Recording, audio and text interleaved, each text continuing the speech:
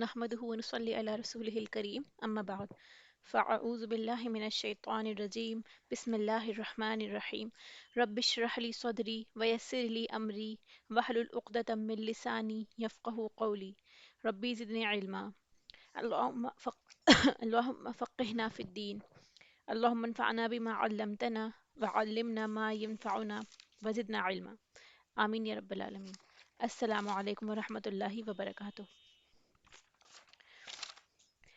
سورہ بقرہ verse number 237 231 سے لے کے 233 تک جو ہم نے طلاق کی رولنگز پڑھی تھی، اس کے بعد طلاق کے بعد کیا کیا معاملات پیش آ سکتے ہیں، تو اس کے بارے میں انشاءاللہ ہم ڈسکس کریں گے. روٹ ورڈز سے لے کے چلتے ہیں کہ ان آیات میں کس طرح سے اللہ سبحانہ و تعالیٰ ہمیں طلاق کی رولنگ سمجھاتے ہیں کہ ہمیں کیا کرنا چاہیے. وَإِذَا طَلَّقْتُمُ النِّسَاءَ، اور جب تم طلاق دے دو عورتوں کو، فَبَلَغْنَا أَجَلَهُنَّ، پھر وہ پہنچے اپنی مدت کو. اجل جو ہے وہ مدت کے لیے استعمال ہوتا ہے، یعنی اپنی میعاد کو، اپنے مقررہ وقت کو پہنچ جائیں، ان کا عدت کا وقت پورا ہو جائے. فَأَمْسِكُوهُنَّ، تو روک لو انہیں. ٹھیک ہے، امساک سے بنا ہے، یہ میم سین اور کاف اس کا روٹ ہے، تو ان کو روک لو. ہننا مطلب کن کو؟ عورتوں کی طرف، نساء کی طرف اشارہ ہے.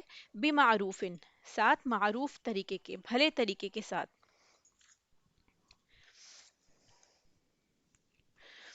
او سرحوہن، یا رخصت کر دو انہیں، یعنی ان کو بھیج دو، ان کو الگ کر دو، خود سے رخصت کر دو. بمعروف، یہ بھی معروف طریقے کے ساتھ ہے، یعنی ساتھ رکھیں گے یا الگ کریں گے، دونوں معروف طریقے سے ہونا چاہیے.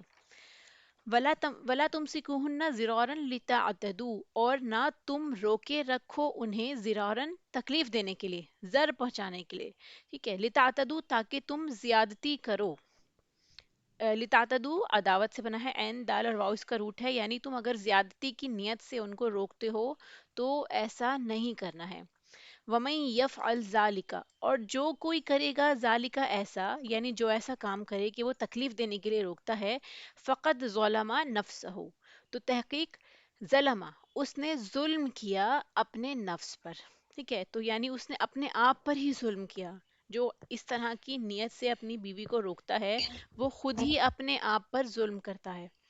ولا تتخذوا، اور نہ تم بناؤ، آیات اللہ، اللہ کی آیات کو، حضون، مذاق، یعنی تم اللہ کی آیات کو مذاق نہ بناؤ، ان کی اگینسٹ کر کے، جیسا اللہ نے بتایا ہے ویسا نہ کر کے. وَاذْكُرُوا نِعْمَتَ اللَّهِ، اور یاد کرو اللہ کی نعمت کو، علیکم، جو تم پر ہے. وما انزلہ، اور جو اس نے نازل کیا، علیکم، تم پر، من الکتابی، کتاب میں سے، یعنی جو اللہ سبحانہ و تعالیٰ نے نعمتیں ہمیں دی ہیں وہ بھی یاد کیجئے، پلس جو کتاب کے ذریعے ہمیں بتایا گیا ہے وہ سب چیزیں بھی یاد کریے. والحکمت، اور ساتھ میں جو اس نے ہمیں حکمت سکھائی. یعیذکم بھی، وہ نصیحت کرتا ہے تمہیں ساتھ اس کے، یعنی اللہ سبحانہ و تعالیٰ ہمیں حکمت کے ساتھ نصیحت کرتا ہے کہ ایسا کام نہیں کرنا ہے، ہسبینڈ اور وائف دونوں کو. واتقوا اللہ، اور ڈرو اللہ سے. وعلموا، اور جان لو، ان اللہ بکل شیء علیم، کہ بے شک اللہ سبحانہ و تعالی ہر چیز کو خوب جاننے والا ہے. علیم، خوب اچھے سے جاننے والا. وَإِذَا طَلَّقْتُمُ النِّسَاءَ، اور جب طلاق دے دو تم عورتوں کو، فَبَلَغْنَا، پھر وہ پہنچیں. ٹھیک ہے، بلغا پہنچنے کے لیے استعمال ہوتا ہے، کسی جگہ پہنچنا. پھر وہ پہنچیں اجلہن، اپنی مدت کو، اپنی اجل کو. فلا تعضلوہن، تو نہ تم روکو انہیں. تعضلوہن کا کیا مطلب ہے؟ عضلہ، عین ضاد اور لام اس کا روٹ ہے، سختی کے ساتھ کسی چیز کو روکنا، یہ اس کی لفظی معنی ہے. آئین ینکہنا، کہ وہ نکاح کر لیں. کون نکاح کر لیں؟ وہ عورتیں نکاح کر لیں. ازواجہن، اپنے شوہروں سے. اذا تراضوا بینہم بالمعروف، جب وہ باہم رضامند ہو جائیں آپس میں بھلے طریقے سے. ٹھیک ہے، یعنی تم ان کو نہ روکو کہ وہ اپنے سابقہ شوہر کے پاس واپس جانا چاہتی ہیں، اور آپسی رضامندی سے، کہ وہ میاں بیوی رضامند ہیں کہ اس طلاق کے بعد جو کہ رجعی تھی، ایک بار یا دو بار پھر سے ایک دوسرے کے ساتھ رہنا چاہتے ہیں بھلے طریقے سے، معروف طریقے سے، تو تم انہیں نہ روکو. ذالک یوعظ، یہ بات یعنی ان کا لوٹنا. یوعظ، نصیحت کی جاتی ہے. نصیحت की जा रही है, इसका मतलब ये है कि अल्लाह सुब्हानहू व तआला नसीहत करता है कि ऐसा ही करिए। बिही, साथ इसके, मन कान मिनकुम, कौन लोग इस नसीहत से फायदा उठाते हैं? जो तुम में से युमिनु बिल्लाही, ईमान रखते हैं अल्लाह पर। यानी फायदा सिर्फ वही उठाता है नसीहत से जो अल्लाह पर ईमान रखता हो, अल्लाह की बातों पर ईमान रखता हो। वल यौमिल आखिरी, और आखिरत के दिन पर भी, यानी उसका यकीन हो कि अगर वो कुछ गलत करेगा तो उसे अल्लाह को जवाब देना है आखिरत में, हिसाब किताब के दिन। इसीलिए वो ऐसा गलत काम नहीं करेगा और वो इस नसीहत से फायदा उठाएगा। दालिकुम अज़का लकुम व अतहर, ये बात पाकीज़ा है। अज़का, ज्यादा पाकीज़ा, सुपरलेटिव डिग्री। लकुम व अतहर, और ज्यादा पाक है। अतहर का रूट जो है त्वाहा और रा है, तहर से बना है, और अज़का जो है वो हमारा जा, काफ और या से बना है, जिसका रूट सेम था ज़कात की तरह, तज़किया भी इसी से है। तो ये ज्यादा पाकीज़ा है और ज्यादा पाक है। वल्लाहु यअलमु व अंतुम ला तालमून, और अल्लाह जानता है और तुम नहीं जानते। यानी इसके पीछे जो हिकमत है वो अल्लाह सुब्हानहू व तआला जानते हैं, हम नहीं जानते। फिर देखिए, वल वालिदातु, और वालिदात, वालिदात कौन है यहाँ पे? माओ की तरफ इशारा है, ठीक है। वालिद का मुअन्नस वालिदा, ठीक है। तो वालिदात यानी माएँ। युरज़िअना, वो दूध पिलाएं। युरज़िअना में रूट क्या है इसका? रा ज़ाद और ऐन, रज़ाअत भी इसी से है, वो ड्यूरेशन जिसमें दूध पिलाई जाती है। तो वो माएँ दूध पिलाएं औलादहुन्ना, अपनी औलाद को, हौलैनी, हौलैनी हॉल से बना है, ये 2 साल। ये जो या नून है इसका, ये तस्निया के लिए इस्तेमाल हुआ है, यानी 2 साल दूध पिलाएं, कामिलैनी, कामिल, 2 मुकम्मल साल। लिमन अरादा, उसके लिए जो इरादा करे, अन युतिम रज़ा, के वो पूरा करे रज़ात की मुद्दत, यानी जो इरादा करते हैं कि अपने बच्चे को 2 साल दूध पिलाएंगे तो उनको पिलाना चाहिए। व अलल मौलूदी लहू, और ऊपर, मौलूदी लहू का क्या मतलब है? जिसका बच्चा है। मौलूद जो है वो नौज़ायदा बच्चा जो अभी पैदा हुआ है, और मौलूदी लहू यानी वो बच्चा जिसका है। किसकी तरफ इशारा है? वालिद की तरफ, कि वो वालिद जो है उस बच्चे का रिज़्क़ुहुन्ना, वो खुराक पहुंचाएगा उन औरतों को, यानी वो प्रोविजन देगा अपनी औरतों को, अपनी औरत को जो उसकी वाइफ है, वो उसके बच्चे को दूध पिलाती है, तो वो उसको उसका नान नफका उठाने की जिम्मेदारी अल्लाह सुब्हानहू तआला ने उस मर्द पे दी है, जब तक कि वो उसे फीड कराती है। व किस्वतुहुन्ना, और साथ में उसका लिबास भी। किस्वा क्या चीज़ होती है? लिबास की तरफ इशारा है, यानी उसके नान नफका उठाना है, उसका लिबास का ख्याल रखना है, बिल मारूफ, भले तरीके से। यहाँ पे भी भले तरीके का ही लफ्ज, बार बार आप देखेंगे मारूफ का लफ्ज इस्तेमाल हुआ है। मारूफ जो अकल को अच्छा लगे, समाजी एतबार से भी अच्छा हो और शरीयत के मुताबिक हो। ला तुकल्लफु नफ्सुन इल्ला वुसअहा, ना तकलीफ दिया जाए कोई नफ्स मगर उसकी वुसअत के मुताबिक, यानी आप किसी को तकलीफ नहीं पहुंचाएंगे। ना ही उस मर्द पे ज्यादती होनी चाहिए कि उसकी हैसियत से ज्यादा उसे तलब किया जाए, और ना ही उस औरत पे ज्यादती की जानी चाहिए कि उसे उसका नान नफका प्रोवाइड ना किया जाए।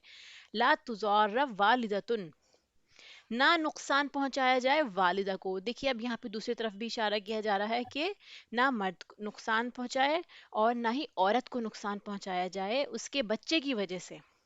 वला मौलूद लहू, और ना वालिद को बिवलदी ही उसके बच्चे की वजह से।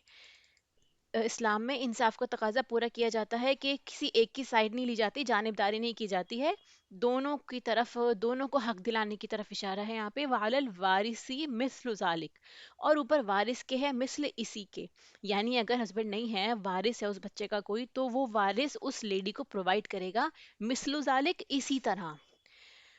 फ़इन अरादा फिसौलन, फिर वो दोनों इरादा करें, वो दोनों हस्बैंड वाइफ अगर इरादा करते हैं फिसौलन, दूध छुड़ाने का, अंतराजिम, बाहम रजामंदी से, यानी एक दूसरे से आप मशवरा करते हैं कि हम फीड नहीं कराना चाहते या किसी और से करवाना चाहते हैं या कम ड्यूरेशन कराना चाहते हैं, मिनहुमा, उन दोनों की आपसी रजामंदी के साथ, व तशावुरिन, और बाहम मशवरे से, फला जुनाह अलैहिमा, तो नहीं कोई गुनाह उन दोनों पर, यानी उन दोनों पे इस बात पे भी कोई गुनाह नहीं है कि अगर वो दूध छुड़ाना चाहते हैं, किसी और से कराना चाहते हैं, या ड्यूरेशन पूरी करना चाहते हैं, जैसा वो आपस में रजामंदी के साथ फैसला करें।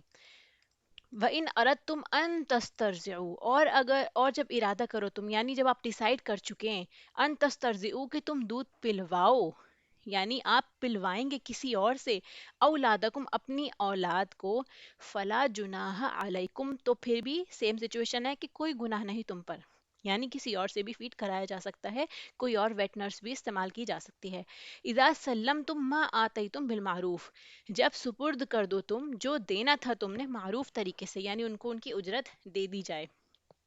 واتقوا اللہ، ساتھ ہی ساتھ بتایا جا رہا ہے کہ اس سارے پروسیس میں سب کو اللہ سے ڈرنا چاہیے، اللہ سے ڈر کے سارے کام کرنے ہیں۔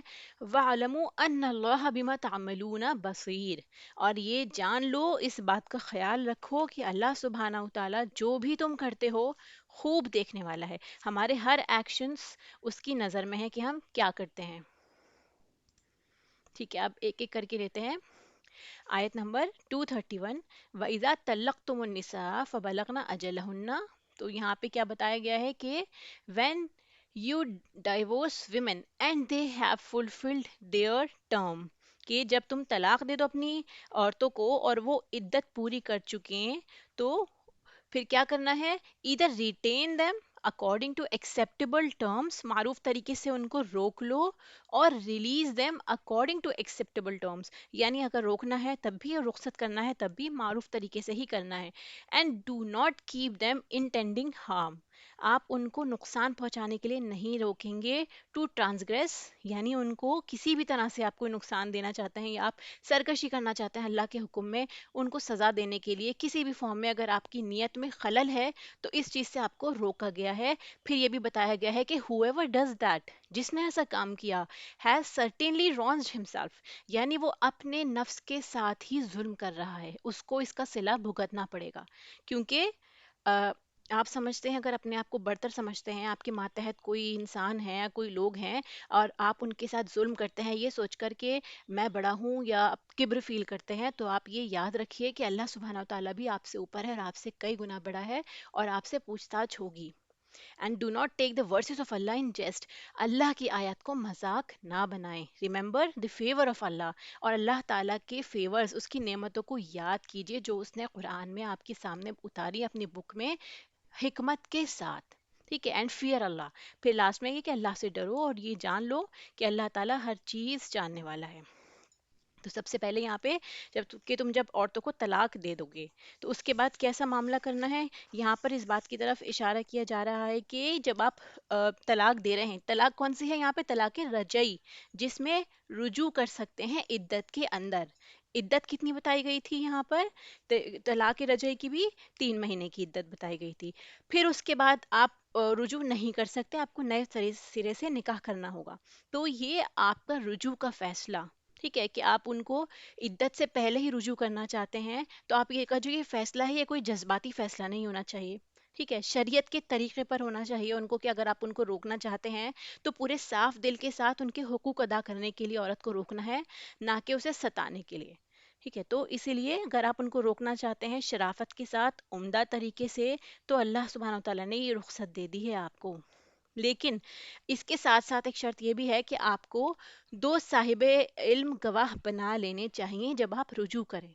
اس کی وجہ کیا ہے کہ اگر آپ کے پاس 2 گواہ ہوں گے تو کیا ہوگا، اگر لوگوں کو معلوم ہوگا کہ انہوں نے ان کی طلاق ہو گئی ہے اور اس کے بعد یہ رجوع کرنا چاہتے ہیں، تو جب آپ رجوع کر لیں گے لوگوں کو پتا ہوگا اس کے بارے میں، تو کیا ہوگا، اگر آئندہ اگر آپ بنا کسی گواہ کے اپنے بیوی کے ساتھ تعلق بناتے ہیں یا اس کے ساتھ واپس ریلیشن میں آتے ہیں تو لوگ کبھی یہ نہ سمجھے کہ یہ لوگ نکاح کے بغیر مل رہے ہیں۔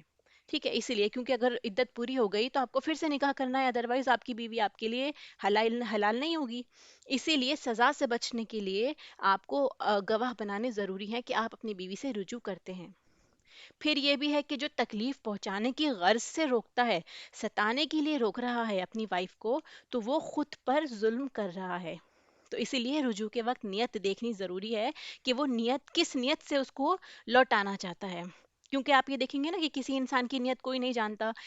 ظاہری طور پر وہ مرد کہہ سکتا ہے کہ نہیں مجھے اپنی بیوی کی ضرورت ہے اور مجھے اپنی غلطی کا احساس ہو گیا، لیکن اس کے اندر کا معاملہ کیا ہے وہ کوئی نہیں جانتا۔ اسی لیے قرآن دلوں سے باتیں کرتا ہے، اللہ سبحانہ وتعالیٰ انسان کے دلوں کو بھی جانتا ہے، اس کی نیت سے بھی واقف ہے، اسی لیے پہلے ہی اویئر کیا جا رہا ہے کہ اگر آپ کی نیت میں خلل ہے تو اس کو درست کر لیں۔ جس نے ایسا نہیں کیا تو اس نے اپنے آپ پر ہی ظلم کیا۔ ٹھیک ہے، یعنی خراب نیت سے کریں گے تو آپ اپنے آپ پر ہی ظلم کریں گے۔ حدیث مبارکہ میں آتا ہے کہ جو کسی کو ستانے کی غرض سے اس کو نقصان دے گا تو اللہ اس کو نقصان پہنچائے گا۔ پھر جو کسی کو مشقت میں ڈالے گا اللہ اس کو مشقت میں ڈالے گا. یعنی اگر آپ کسی کو پریشان کرنے والے ہیں آپ اس سے پہلے ہی سوچ لیجئے کہ جس کو آپ پریشان کریں گے ناحق تو آپ کے اوپر بھی وہ چیز لوٹ کر آ سکتی ہے. نہ خود نقصان اٹھاؤ نہ کسی کو نقصان پہنچاؤ. ٹھیک ہے. تو اس کے بعد کیا بتایا جا رہا ہے دیکھیے کہ اللہ کی آیات کو ہنسی مذاق نہ بناؤ، اس کو کھیل نہ بناؤ. یہ جو آیات ہیں انسان کے لیے ہی اتاری ہیں، اس کی گائیڈنس کے لیے ہی اتاری گئی ہیں کہ اس کے حق کو جو مرد کو ملا ہے طلاق کا حق اس کو ناجائز طریقے پر استعمال نہ کرو. یہ اللہ کی نعمت ہے. اللہ کی آیات کو مذاق بنانا کس کس طرح بنایا جا سکتا ہے دیکھیے، طرح طرح کی ہیلے سازیاں کرنا کہ آیات سے ایسے ایسے رخ نکالنا کہ جو اس کی اسپرٹ کے خلاف ہو. اللہ تعالیٰ کا مفہوم آیات کا کچھ اور ہے اور ہم مروڑ تڑوڑ کے کچھ اور میننگ بناتے ہیں اپنی مرضی کے لیے آیات کو تحریف کر دیتے ہیں ان میں. پھر یہ ہے کہ دین کا لبادہ اوڑھ کر لوگوں پر ظلم نہ ڈھاؤ.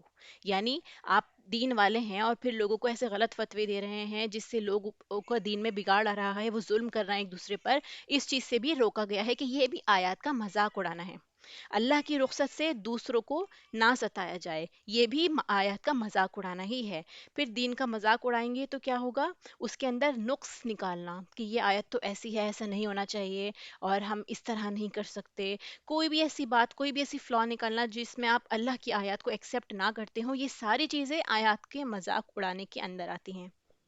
حدیث میں آتا ہے کہ مذاق سے بھی کوئی طلاق دے دیتا ہے تو اس کی طلاق ہو جاتی ہے، اسے حقیقت ہی سمجھا جائے گا اور مذاق کی طلاق حقیقت میں نافذ ہو جائے گی. اس لیے انسان کو ہر وقت اویئر رہنا چاہیے، اس کی زبان سے جو چیز نکلتی ہے اس کو اس کے بارے میں اچھے سے باخبر ہونا چاہیے. ٹھیک ہے. مذاق میں نکاح، طلاق اور غلام کی آزادی، یہ تینوں چیزیں ممکن ہیں. اگر آپ نے مذاق مذاق میں اپنے غلام کو بھی آزاد کر دیا تو وہ بھی آزاد ہو جائے گا. پھر ایک بات اور بتائی جاتی ہے کہ ایک وقت میں 3 طلاق ایک ساتھ دینا یہ بھی مذاق بنانا ہے. نبی پاک صلی اللہ علیہ وسلم کے عہد میں ایک شخص نے اپنی بیوی کو ایک ساتھ 3 طلاق دی. پھر نبی صلی اللہ علیہ وسلم کو معلوم ہوا تو وہ غصے سے کھڑے ہو گئے اور فرمایا کہ میری زندگی میں اللہ کے احکام سے یوں کھیلا جائے گا جبکہ ابھی میں موجود ہوں. یعنی آپ کے سامنے جب ایسا معاملہ ہوا تو آپ صلی اللہ علیہ وسلم کیا فرماتے ہیں کہ اللہ کی احکامات کو اللہ کی آیات کے ساتھ کھیلا جا رہا ہے جبکہ ابھی میں موجود ہوں.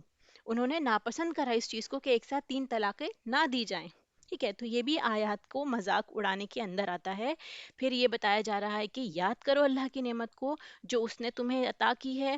اس نے تم کو کتاب اور حکمت میں یہ ساری چیزیں بتا دی ہیں. کتاب کے ساتھ اس نے حکمت عطا کی ہے، نصیحت کی ہے انسان کو. ٹھیک ہے. اس لیے اس کو یاد کرتے رہیں. اس کے ذریعے نصیحت ہے. نصیحت کون حاصل کرتا ہے؟ جو اللہ سے ڈرتا ہے اور آخرت سے بھی ڈرتا ہے. تو یہ نعمت اسلام ہے کہ اللہ سبحانہ و تعالیٰ نے ہمیں ساری چیزیں خود سکھائیں. احکامات اللہ نے قرآن میں نازل کیے. ہماری آئلی زندگی ہو گئی یا ہمارے ایک فیصلے کے بعد اس کے کیا کیا سائیڈ ایفیکٹس ہو سکتے ہیں، سوسائٹی پہ کیا ایفیکٹ ہوگا، اس سب چیزوں کو کس طرح سے آسانی کے ساتھ نبھایا جا سکے کہ معاشرے میں خلل پیدا نہ ہو، آپسی رنجشیں دور ہوں. تو اللہ تعالیٰ نے یہ ساری چیزیں قرآن میں اتار دی ہیں. اس لیے اللہ سبحانہ تعالیٰ کیا فرماتے ہیں کہ اللہ کی نعمت کو یاد کرو اور ساتھ ہی ساتھ اللہ سے ڈرتے رہو کیونکہ اللہ سے ڈرتے ہوئے جو معاملہ کیا جائے گا وہ حق پر مبنی ہوگا. پھر آخر میں اس آیت میں کیا ہے کہ یاد رکھو اللہ تعالیٰ کو تو سب کچھ معلوم ہے، وہ ہر چیز کو جانتا ہے، ہر چیز دیکھتا ہے. سورہ آل عمران میں بھی آتا ہے نا کہ اللہ پر آسمان و زمین کی کوئی چیز چھپی ہوئی نہیں ہے. تو اس لیے انسان کو سوچنا چاہیے کہ اس کی ہر ایکشن پہ اللہ سبحانہ و تعالیٰ کی نظر ہے. پھر اس کے بعد یہ آیت ہے وَإِذَا طَلَّقْتُمُ النِّسَاءَ فَبَلَغْنَ أَجَلَهُنَّ فَلَا تَعْضُلُوهُنَّ أَن يَنكِحْنَ أَزْوَاجَهُنَّ. کیا مطلب ہے اس کا کہ when you divorce women and they have fulfilled their term، جب وہ اپنی مدت پوری کر چکی ہوں. ٹھیک ہے. جب عورتیں جن کو آپ نے طلاق دی ہے وہ اپنی عدت کو پہنچ جائیں پھر کیا کرنا ہے؟ اس کے بعد کیا لکھا ہے do not prevent them from remarrying their former husbands.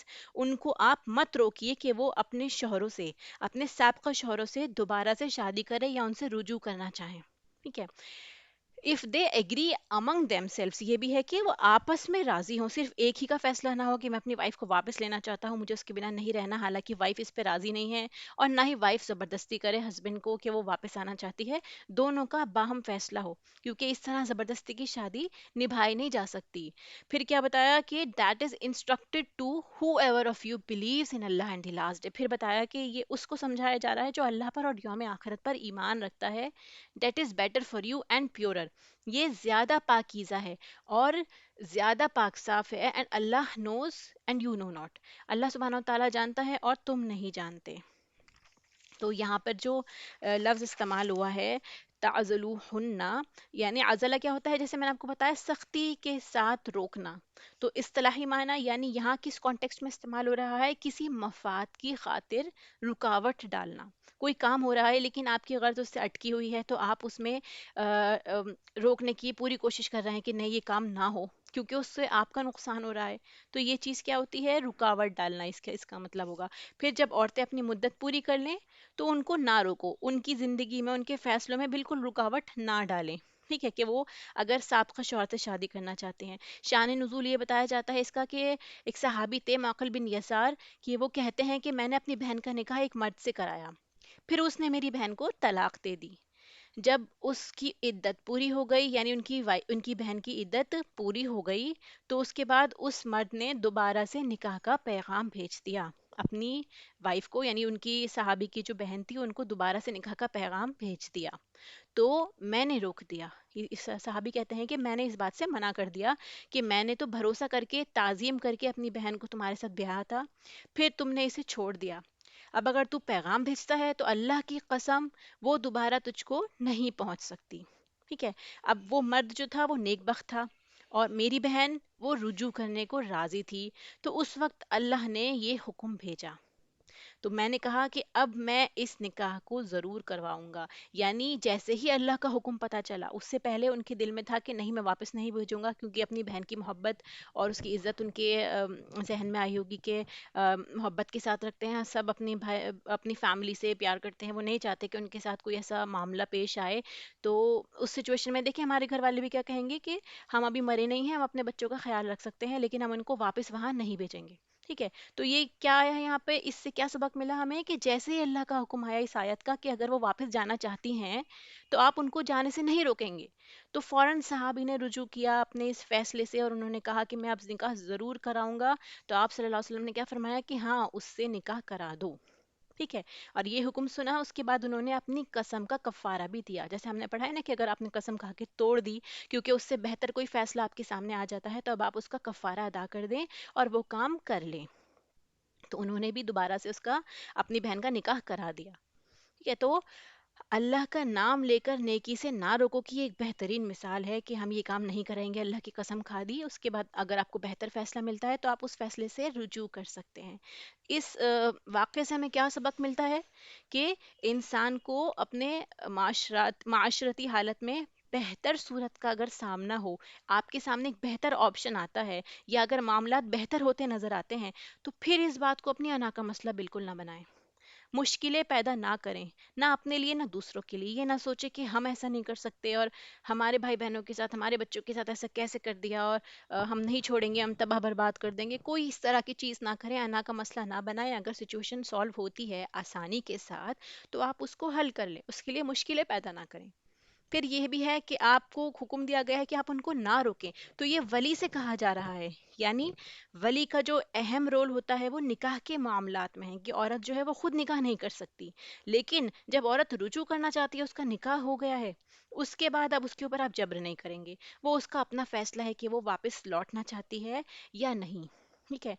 तो यहाँ से एक बात और बहुत इंपॉर्टेंट पता चलती है कि वली की इजाज़त के बगैर जो औरत निकाह करती है, whichever woman married without the permission of her wali, तो हर मैरिज इज इनवैलिड, उसका निकाह बातिल है। और 3 बार आप सल्लल्लाहु अलैहि वसल्लम ने दोहराया, उसका निकाह बातिल है, उसका निकाह बातिल है, उसका निकाह बातिल है। ठीक है। तो इसका मतलब क्या है कि बिना वली के लड़की की शादी हो ही नहीं सकती। मर्द की तरफ से 2 गवाह होने चाहिए, लेकिन लड़की की तरफ से वली का होना it is most important condition, ये बहुत ज़रूरी है, उसके बिना निकाह उसका बातिल है। اگر ولی آپس میں جھگڑا کر رہے ہیں، یعنی اگر اس کے ایک سے زیادہ ولی ہیں، اس کے بھائی ہیں، اس کے فادر ہیں، جتنے بھی لوگ ہیں اس کے آپس میں، تو ان کا آپس میں جھگڑا ہو گیا، اختلاف رائے ہو گیا، کوئی کہتے ہیں کہ بھیجنا چاہیے، کوئی کہتا ہے کہ نہیں بھیجنا چاہیے، تو پھر کیا کریں گے اس وقت؟ اس ڈیسیجن جو ہوگا وہ وقت کا سلطان کرے گا. obviously یہ صرف تبھی ممکن ہو پائے گا جب کوئی ہماری مسلم حکومت ہوگی، اسلامی حکومت اگر رائج ہوگی تبھی کر پائیں گے. تو اس سچویشن میں کیا بتایا گیا ہے کہ وقت کا سلطان اس کا ولی بنے گا اور وہ اس کے لیے بہتر فیصلہ کرے گا. لیکن اس سے یہ بات سمجھ میں آتی ہے کہ عورت اپنا نکاح خود نہیں کرے گی. بات کا فیصلہ اس کا اپنا ہے، لیکن پہلے وہ فیصلہ اپنے ولی کی اجازت کے بغیر بالکل نہیں کر سکتی.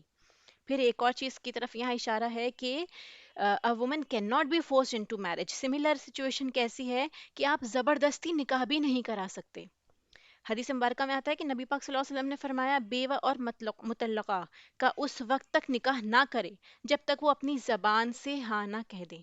یعنی اگر وہ ہاں کہیں گی تبھی آپ ان کا نکاح کر سکتے ہیں، اگر وہ نہ کہتی ہیں تو آپ ان کا نکاح نہیں کر سکتے، اگر وہ بیوہ ہے یا پھر مطلقہ ہے. اور نہ ہی کنواری لڑکی کا اس کی رضا کے بغیر نکاح کیا جائے گا، چاہے وہ میرڈ ہو انمیرڈ ہو، آپ اس کی رضا کے بغیر نکاح نہیں کر سکتے. تبھی آپ دیکھیں گے کہ پہلے نکاح کے وقت میں بھی عورت کی رضامندی پوچھی جاتی ہے. ہو سکتا ہے کہ اس کے ساتھ زبردستی کی جا رہی ہو. تو اسلام جو ہے عورتوں کے حقوق کی اس طرح حفاظت کرتا ہے کہ پہلے عورت کی رضا ضروری ہے. ایسا نہیں ہے کہ مرد نے کہہ دیا تو اس کی شادی ہو گئی اور عورت کا دل نہیں ہے، کسی بھی جبر کی وجہ سے آپ اس کا نکاح نہیں کرا سکتے. پھر حدیث میں ایک اور حدیث کی طرف بھی اشارہ ہے کہ ایک صحابیہ تھی خمسہ بنت خزام، یہ ایک انصاری صحابیہ تھی. وہ کہتی ہیں کہ میرے باپ نے جبرن میرا نکاح کر دیا جبکہ میں سیبہ تھی. سیبہ کیا ہوتے ہیں؟ کہ جس کی پہلے سے شادی ہوئی ہوئی ہو، اور میں اسے پسند نہ کرتی تھی، جس سے نکاح کیا گیا تھا اس کو پسند نہیں کرتی تھی. تو آخر میں آپ صلی اللہ علیہ وسلم کے پاس آئی اور یہ پورا معاملہ بتایا، تو آپ نے کیا کیا؟ میرا یہ بعد والا نکاح جو ہے وہ فسخ کرا دیا. فسخ کرنا مطلب کہ وہ نکاح ختم کرا دیا جاتا ہے. تو اگر کسی لڑکی کا نکاح جبرن کیا گیا ہو اور وہ عدالت میں جا کر اس بات کو ظاہر کرتی ہے تو کیا کر سکتے ہیں؟ اس کا نکاح فسخ ہو جائے گا، اس کا نکاح آپ توڑوا سکتے ہیں. جیسے خلا کی حالت بتائی تھی آپ کو کہ خلا لیڈی جو ہے اپنا خود مانگتی ہے اپنا ڈائیورس، تو اس سچویشن میں بھی جو ہے نکاح جو ہے وہ فسخ کرایا جاتا ہے. اور یہ قاضی کے سامنے ہی ہوتا ہے، قاضی ہی نکاح کو فسخ کرا سکتا ہے، اپنی مرضی سے آپ نکاح کو فسخ نہیں کر سکتے. پھر یہاں پر ایک سوشل ڈیلیما کی طرف بھی اشارہ ہے. اب یہ دیکھیے کہ ہم نے یہ جو پوری بات پڑھی کہ زیادہ تر پریشانی لڑکی کی ولی کی طرف سے ہوتی ہے کہ وہ ان کو روکنا چاہتے ہیں. اس کے علاوہ زبردستی شادی کرانا یا پھر اس عورت کا اس کے نکاح میں رکاوٹ ڈالنا. تو اگر مطلقہ عورت ہے، اس کے نکاح میں رکاوٹ ڈالی جا رہی ہے، اس کی طرف بھی اشارہ ہے کہ آپ اس کی نکاح میں رکاوٹ نہ ڈالیں. اگر کوئی عورت جو ہے طلاق کے بعد شادی کرنا چاہتی ہے تو آپ اس کو کسی بھی طرح کے ٹونٹ نہیں دیں گے، اس کو تان و تشنیع نہیں کریں گے کہ ایک بار ایسا کر لیا دوبارہ سے کیا کرنے کی ضرورت ہے اور بار بار کے تم منہ کی کھاؤ گی. کسی بھی طرح سے رکاوٹ نہ ڈالیں. اگر وہ نکاح کرنا چاہتی ہے تو اس کو کرنے کی اجازت دے دیں. اور دوسرا معنی اس کا یہ بھی ہوگا کہ اگر وہ اپنے شوہر کے پاس ہی جانا چاہتی ہے تو اسے نہ روکے. دونوں طرح سے روکنے کے لیے منع کیا گیا ہے. اور پھر یہ بتایا کہ یہ بات تمہارے لیے پاکیزہ تر ہے. پاکیزہ کس طرح سے ہے؟ اس میں تزکیہ ہوگا کہ ایک جائز اور معروف طریقے سے ہونے والے نکاح میں آپ رکاوٹ نہ ڈالیں. یہ تزکیہ کی فارم ہے. اگر آپ چاہتے ہیں نا کہ تزکیہ کرنا اپنا، اس فیصلے کا تزکیہ کیسے ہو، پاک فیصلہ کیسے کیا جائے، تو آپ اس میں رکاوٹ نہ ڈالیں. شوہر اور بیوی کی باہم رضامندی سے ہی شادی کریں کہ دونوں کی رضامندی ہو. پھر یہ ہے کہ پسند کی شادی بھی اگر کوئی کرنا چاہتا ہے تو اس میں بھی کوئی گناہ نہیں ہے. بس یہ شرط ہے کہ ولی کی رضامندی ہونی ضروری ہے، ایسا نہ ہو کہ لڑکی خود ہی فیصلہ کر لے.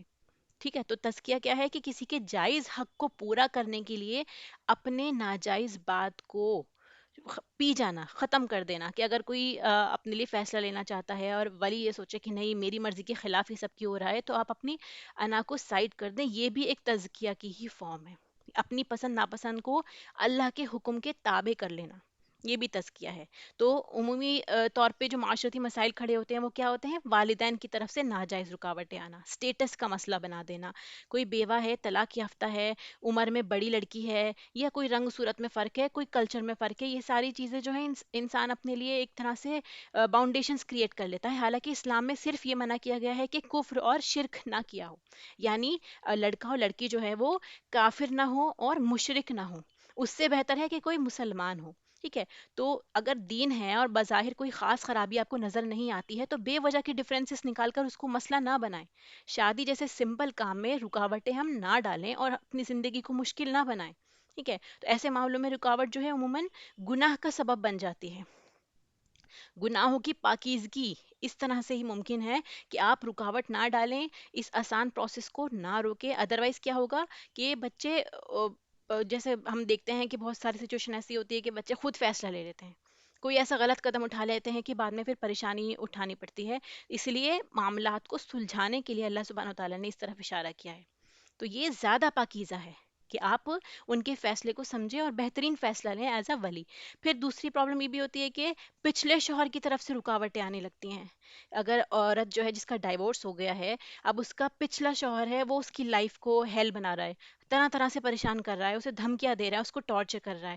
اس چیز سے بھی روکا گیا ہے کہ آپ کو ایسا نہیں کرنا، آپ کو نہیں روکنا اپنی سابقہ بیوی کو. ٹھیک ہے؟ تو اسلام کا مزاج ہمیں یہاں سے کیا سمجھ میں آ رہا ہے کہ شادی کو آسان بنائیے. ٹھیک ہے؟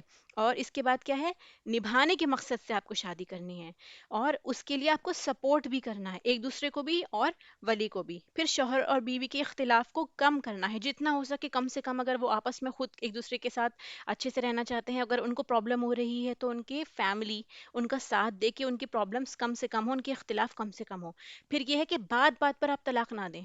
غصہ آیا طلاق دے دی، کچھ بھی ایسا ہوا آپ نے طلاق دے دی، تو بات بات پر طلاق جو ہے اس کو ڈی موٹیویٹ کیا گیا ہے. پھر پورا ایک پروسیجر، جیسے ہم نے پہلے پڑھا تھا کہ اس کا ایک پروسیجر فالو کرنا پڑتا ہے، اس کی عدت بتائی ہے، مہلت کی پابندی لگا دی گئی ہے ان مشکلات کو آسان بنانے کے لیے. کیونکہ ایک بار کوئی غلط فیصلہ ہو جائے، فیملی سیپریٹ ہو جائیں، اس کے بعد کیا ہوتا ہے، اگر جیسے 3 طلاق ہو چکی ہے پھر بہت مشکل ہو جاتا ہے، پھر پوری پوری فیملی ہی پریشان رہتی ہے.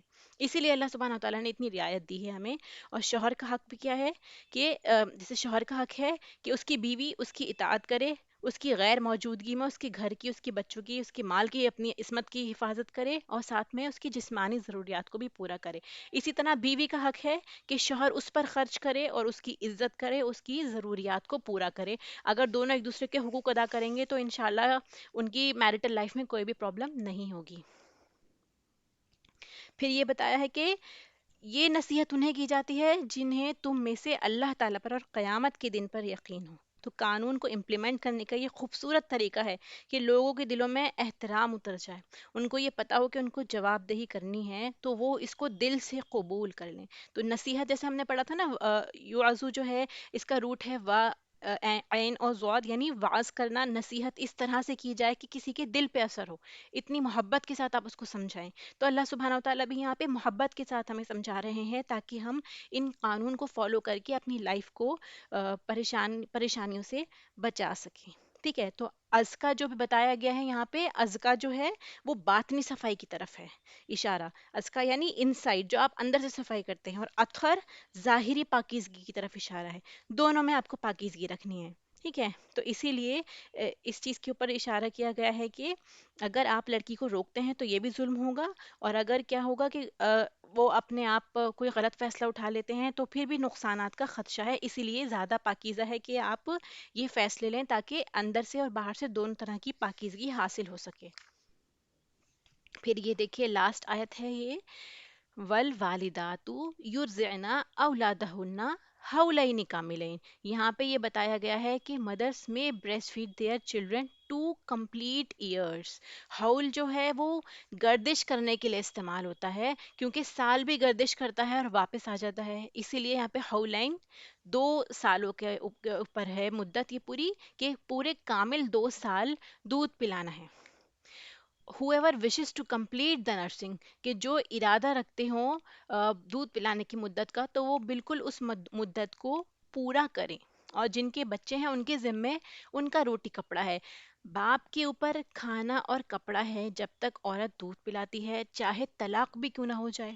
ٹھیک ہے؟ تو عورت بھی، کیونکہ وہ دودھ پلا رہی ہے، اس کی بھی ایک بہت بڑی ذمہ داری ہے. اسی طرح باپ کے اوپر بھی ذمہ داری دی گئی ہے، کیونکہ عورت اپنی ذمہ داری پوری کر رہی ہے، مرد کو بھی اپنی ذمہ داری پوری کرنی ہے. اس کو اپنا نان نفقہ، عورت کا نان نفقہ اس کو پرووائڈ کرنا ہے، یہ اس کے ذمہ ہے. ٹھیک ہے؟ اور دستور کے مطابق جو ان کے بیچ میں آپس میں سیٹ ہو جائے. फिर ये बताया कि no person is charge with more than his capacity, कि किसी को तकलीफ ना दी जाए उसकी ताकत से ज्यादा। ताकत से ज्यादा तकलीफ देना, किसी को एक्सप्लॉइट करना, क्या है कि माँ को एक्सप्लॉइट किया जाए। किस तरह तकलीफ देते हैं? अगर माँ को तकलीफ दी जाएगी कि बच्चा अपने पास रख लेंगे उससे छीन के, कि हम तुम्हें अपना बच्चा नहीं देंगे, उससे मिलने भी नहीं दे रहे, उसको फीड भी नहीं कराने दे रहे, उसे देखने भी नहीं दे रहे। या फिर माँ से ये डिमांड करें कि तुम इसको दूध पिलाओ, और साथ में क्या है, बिना खर्चे के, हम तुम्हें कोई खर्चा नहीं देंगे, तुम इसको दूध पिलाओ। ये हो गया माँ को तकलीफ पहुंचाना। और इसी तरह से बाप को अजियत देना, क्या है कि उसको नुकसान इस तरह पहुंचाया जा सकता है कि माँ जो है वो दूध पिलाने से इनकार कर दे, तंग करने लगे कि नहीं मैं तो दूध नहीं पिलाऊंगी, या फिर वो ज़रूरत से जायद खर्चा मांगने लगे जितने मर्द की हैसियत भी ना हो। ठीक है, या फिर क्या करे, वो बच्चे को ही अजियत दे, उससे बदला निकाले, कि मैं तुम्हारे बच्चे को ही परेशान करूंगी, उसे तरह तरह से तकलीफ पहुंचाऊंगी ताकि उसके बाप को तकलीफ हो। तो ये तमाम सूरतें कैसी हैं कि एक दूसरे को तकलीफ पहुंचाना, इससे मना किया गया है। ना माँ को तकलीफ पहुंचाई जाए अपने बच्चे की वजह से, और ना ही बाप को तकलीफ पहुंचाई जाए। फिर ये भी है कि and upon the fathers higher is a duty like that of the father, वारिस पर भी इसकी जैसी जिम्मेदारी है कि बच्चे का वारिस जो होगा, अगर बाप फौत हो जाता है, औरत इद्दत में है और दूध भी पिला रही है, तो अब क्या करेगा, वारिस उस पे खर्च करेगा। ठीक है, तो इसीलिए क्या होगा कि मैयत की विरासत से उस औरत का खर्चा पूरा किया जाएगा, जो उसकी विरासत होगी उसमें से उस औरत औरत को दिया जाएगा, और ये उसका हक होगा। फिर उसके बाद इसकी बात इस बात को बताया जाता है कि अगर दोनों माँ बाप आपसी रजामंदी से, बाहमी मशवरे से दूध चढ़ाना चाहें तो दोनों पर कुछ गुनाह नहीं।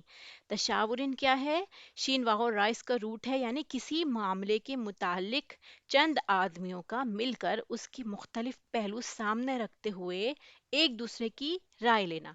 ये होता है एक्चुअल मशवरे की डेफिनेशन, कि आप इकट्ठे बैठते हैं और एक दूसरे की राय लेते हैं, एक अपनी राय देता है, एक दूसरी अपनी राय देता है, फिर उससे एक मशवरा लिया जाता है, उससे एक बाहम फैसला किया जाता है। ठीक है, और फिसालिन में क्या इस्तेमाल होता है, इसके लफ्जी मायने क्या होंगे, दो चीजों को इस तरह अलहदा कर देना कि उनके दरमियान फासला हो जाए। ये फासले से बना है। और यहाँ किस कॉन्टेक्स्ट में मीन लिया जाता है इसका कि वो बच्चा जो दूध पी रहा था वो अलग हो जाए, यानी वो माँ से वो फीड ना ले।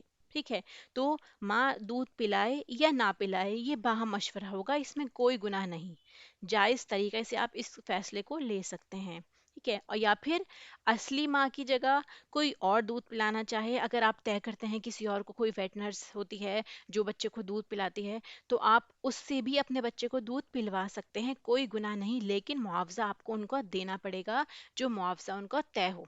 ठीक है, यहाँ पे भी है ना, मुताबिक दस्तूर के जो देना हो उनके हवाले कर दो। ऐसा ना हो कि उसके साथ भी ज्यादती हो कि आप उससे दूध तो पिलवा ले लेकिन उसको पूरी उसकी उजरत ना दें, इस चीज से भी यहाँ पे रोका गया है।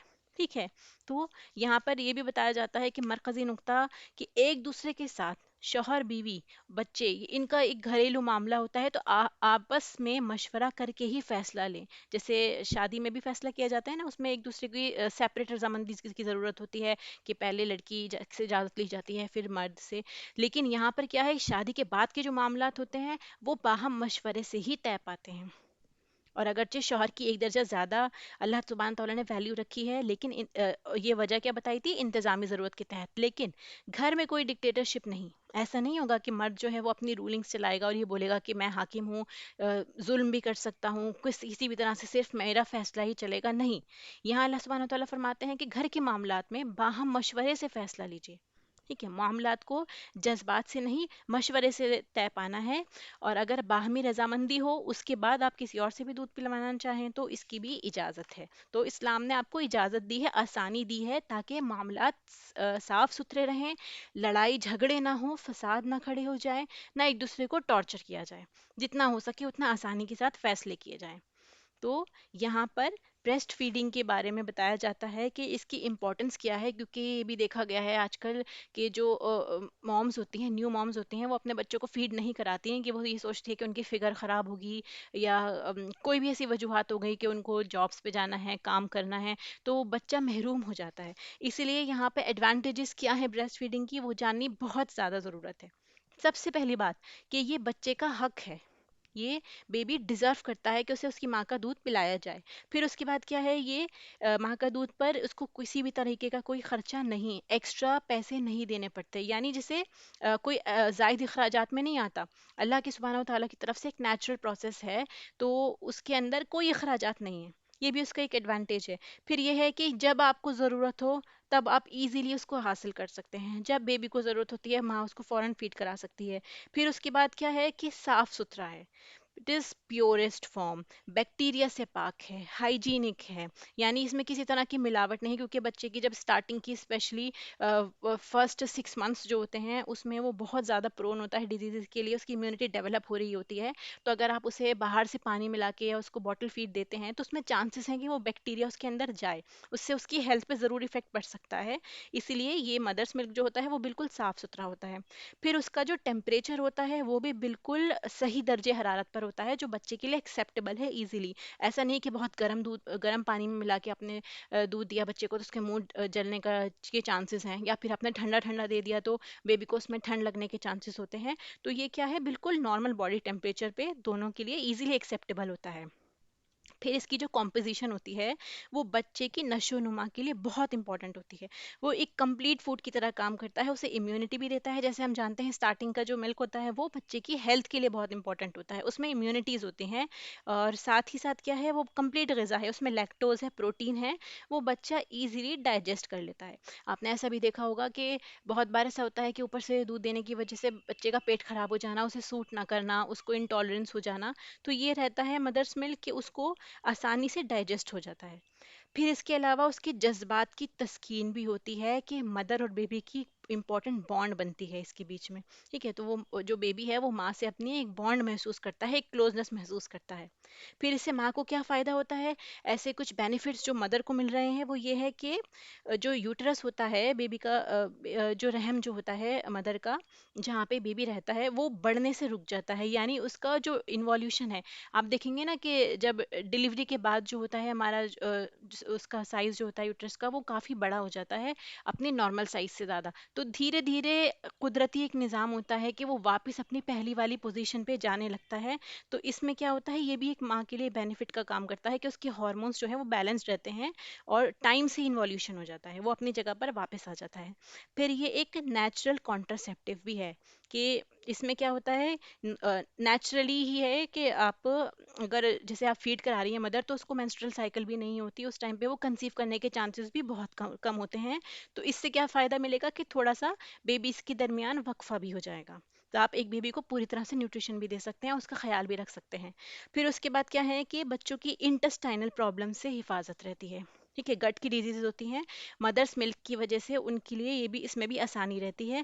پھر مدرس کے ساتھ میں کیا ہوتا ہے کہ بریسٹ کینسر سے وہ محفوظ رہتی ہیں. یہ بھی دیکھا گیا ہے کہ جو مائیں بریسٹ فیڈ کراتی ہیں ان کے اندر بریسٹ کینسر کے چانسز بہت کم ہو جاتے ہیں. پھر الرجیز سے بھی بچتی ہیں مدر بھی اور بیبی بھی، الرجیز سے بھی بچتے ہیں. جیسے ہم نے بتایا کہ ان کی امیونٹی اسٹرانگ ہوتی ہے اسی لیے بہت ساری الرجیز سے بھی بچ جاتے ہیں. پھر ایک ریسرچ جو کنڈکٹ کی گئی ہے کوانٹائی آف لیکٹم way from community health and service department, یہ بتایا جاتا ہے کہ ماں کا دودھ چیسٹ اور ایئر کی انفیکشن سے بچاتا ہے بچے کو. اور اس سے کیا ہوتا ہے، ڈائبٹیز ملائٹس کا اندیشہ ختم ہو جاتا ہے، یعنی جو ڈائبٹیز کی بیماری ہے اس کے چانسز بھی بہت کم ہو جاتے ہیں اور مدر کو بھی ہونے کے چانسز کم ہوتے ہیں. پلس یہ بتایا انہوں نے اپنی ریسرچ میں کہ جو سڈن ڈیتھ سنڈروم ہوتی ہے، سڈن انفینٹ ڈیتھ سنڈروم، کہ بچے سڈنلی بنا کسی وجوہات کی وجہ سے بچے جو ہے وہ مر جاتے ہیں اگر، تو اس کا خطرہ بھی ختم ہو جاتا ہے. پھر یہ ہے کہ ڈائریا ایک ایسی بیماری ہے جس میں سب سے زیادہ بچوں کی ڈیتھ ہوتی ہے، اس سے بچوں کی حفاظت رہتی ہے اور ان کے اندر اینٹی باڈیز زیادہ پیدا ہوتی ہیں. پلس ان کے اندر ایسما کی پرابلم، لنگس کی ایسی پرابلم ہوتی ہے جس سے بچوں کو سانس لینے میں دقت ہوتی ہے، اس سے بچتے ہیں وہ. یو ٹی آئی سے بچتے ہیں. یو ٹی آئی کیا چیز ہے، سانس کی problem, upper respiratory tract, sorry urinary tract infection, اس سے بھی بچتے ہیں. اور اپر ریسپریٹری ٹریکٹ انفیکشن، اس سے بھی بچایا جاتا ہے. پھر اس کے بعد یہ ہے کہ برین ڈیولپمنٹ بہت اچھی ہوتی ہے کیونکہ ان کا سکلنگ پروسیس رہتا ہے، جو بچہ سک کرتا ہے تو اس کی برین ڈیولپمنٹ بھی اس سے اچھی ہوتی ہے. پھر ماں کی فائدوں میں یہ بھی آتا ہے کہ آسٹیوپروسس، گھٹنوں کی ایسی تکلیف ہوتی ہے جو جوڑوں میں درد بیٹھتا ہے، ہڈیاں کمزور ہونے لگتی ہیں، تو اس سے کیا ہوتا ہے کیلشیم لاس بھی ہو جاتا ہے. تو جیسے جیسے ملک پروڈیوس ہوتا رہتا ہے باڈی میں تو اس سے ماں کو بھی فائدہ ہوتا ہے. फिर इसके अलावा ये भी बताया जाता है कि कॉन्फ्रेंसिस ऑफ यूनिसेफ में WHO की स्टडी है कि एक रिकमेंडेड पीरियड बताया गया है 2 साल। उन्होंने भी 2 साल ही रिकमेंड किया है, जैसे हमने कुरान में पढ़ा है हाउलैनी कामिलैनी, के 2 साल तक बच्चों को ज़रूर दूध पिलाना चाहिए। और साथ में क्या है कि इससे बच्चों को बहुत फ़ायदा होता है। फिर यह है कि किसी ने 3 साल भी पिलाया तो कोई मुश्किल की बात नहीं है, लेकिन बच्चों के साथ ये प्रॉब्लम होती है कि जिन बच्चों को 2 साल से ज़्यादा आप दूध पिलाते हैं, ब्रेस्ट फीड करते हैं, तो फिर उनका छुड़ाना बहुत मुश्किल हो जाता है। वो बच्चे जो है उसके आदी हो जाते हैं। साइकेट्रिक तौर पे उन बच्चों को बहुत प्रॉब्लम हो जाती है कि वो दूध छोड़ने के लिए बिल्कुल रेडी नहीं होते हैं। एट द लास्ट फिर हमने इन आयत से क्या सीखा? डाइवोर्स के बारे में जो थी इन आयत में ये बताया जाता है, जैसे इससे हमें ये सबक मिलता है कि 3 तलाक के ऊपर जैसे बताया जाता है एक वक्त में 3 तलाक देना, कि अगर एक ही बारी में 3 तलाक कह देने से तलाक हो जाती तो इन सारी आयत का मतलब ही क्या था? ये सारी आयत जैसे हमने समझी रुजू करने में, फैमिलियल इश्यूज को सॉर्ट आउट करने में, तो अगर एक ही बारी में तीनों तलाकें हो जाती तो ये सारी आयत जो है वो बेमायना हो जाती। ठीक है, मुस्लिम की भी रिवायत है। अब्दुल्ला इब्न अब्बास फरमाते हैं नबी पाक सल्लल्लाहु अलैहि वसल्लम के ज़माने में, अबू सिद्दीक के ज़माने की खिलाफत में, यानी अबू बकर सिद्दीकी ज़माने में जो खिलाफत में भी, और हज़रत उमर के ज़माने खिलाफत में भी 2 साल तक बेक वक्त दी गई 3 तलाकें एक ही शुमार की जाती थी। उस वक्त में अगर इन के ज़माने में भी, यानी रसूल अल्लाह के बाद अबू बकर सिद्दीक का ज़माना था, फिर हज़रत उमर का, तो उस वक्त में भी जो लोग एक साथ 3 तलाकें दे देते थे तो वो उसको सिर्फ एक ही मानते थे। फिर हजरत उमर ने कहा कि जिस चीज़ पर लोगों को सोचने समझने की मोहलत दी गई थी, तो लोगों ने इस बारे में जल्दबाजी से काम लेना शुरू कर दिया, जो खिलाफ सुन्नत है। अल्लाह ताला ने गैप इसलिए दिया ताकि लोग सोच समझ लें, लेकिन लोगों ने खिलाफ सुन्नत काम करना शुरू कर दिया। लिहाजा आइंदा हम बेक वक्त दी गई 3 तलाकों को 3 ही नाफिज कर देंगे।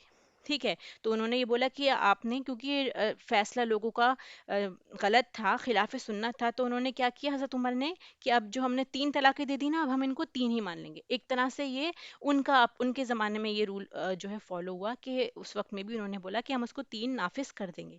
उस वक्त जो एक वक्त में 3 देता था, उसे 3 ही शुमार करना शुरू कर दिया था। तो ये फैसला नाफिज हो गया। फिर लोगों ने इस पर रिएक्ट नहीं किया। ठीक है, क्योंकि इस वजह से उनको रोकना मकसद था कि वो डरें, आइंदा ये गलती ना करें कि उनकी तलाक हो जाएगी, इसीलिए वो एक वक्त में एक ही तलाक दे। तो ये फैसला लेना उस वक्त में उन्होंने ज़रूरी समझा, ताकि लोग इस चीज़ को सीरियस लें, ना कि इसको मजाक बनाएं कि एक वक्त में तीनों तलाक दे दें। तो ये एक वक्ती फैसला ना था, आइंदा के लिए भी इसे कानून बना दिया गया। और इसमें भी उलमा का इख्तिलाफ है। क्या फरमाते हैं कि अगर एक शौहर ने बिल्कुल अलग करने की नीयत से ही ऐसा किया, कि एक साथ तीनों तलाकें दे दी, बिल्कुल अलग करने की उसकी नियत थी, तो क्या होगा? उनकी तलाक वाक़ई हो जाएगी। ये उलमा की अपनी अपनी राय हैं। आप देखेंगे ना, बाज़ मसलक में अलग अलग तरह से इस चीज़ को लिया जाता है, तो उसके पीछे क्या विजडम्स है वो बताई जा रही हैं, कि क्योंकि अगर उस मर्द की नियत ही थी अलग होने की, तो फिर ये तलाक मान ली जाएगी। ठीक है, जिस तरह से कि नबी पाक सल्लल्लाहु अलैहि वसल्लम और हज़रत अबू बकर के ज़माने में 3 को एक ही शुमार किया जाता था, इसके बजाय अगर आपने इस नियत से की है तो फिर वो हो जाएगी तलाक। अब ये देखिए ना कि जब आए ना तलाक़ु मर्रतान, तो मर्रतान का मतलब, मर्रा जो है वो बारी के लिए इस्तेमाल होता है, मर्रतन एक बार, और मर्रतानी 2 बार हो गया, 2 दफ़ा। 2 दफ़ा का बोलना अलग अलग मौके पर, वरना क्या यूज़ हो सकता था वर्ड तलाकान। ठीक है, तलाक 2 तलाक ही इस्तेमाल नहीं हुआ, 2 बारी इस्तेमाल हुआ, मर्रतान इस्तेमाल हुआ है वर्ड। इसीलिए इसका मतलब क्या है कि ये 2 अलग अलग मानी जाएंगी तलाकें। एक ही दफा में अगर तलाक हो जाएगी तो फिर रुजू का कॉन्सेप्ट भी खत्म हो जाएगा, सोचने समझने की ताकत नहीं रहेगी, इंसान फैसला गलत ले सकता है और बच्चों के मुस्तकबिल पर भी बात आ सकती है। तो लिहाजा क्या हुआ, फिर लोगों ने इसका हल निकालना शुरू कर दिया हलाला की सूरत में।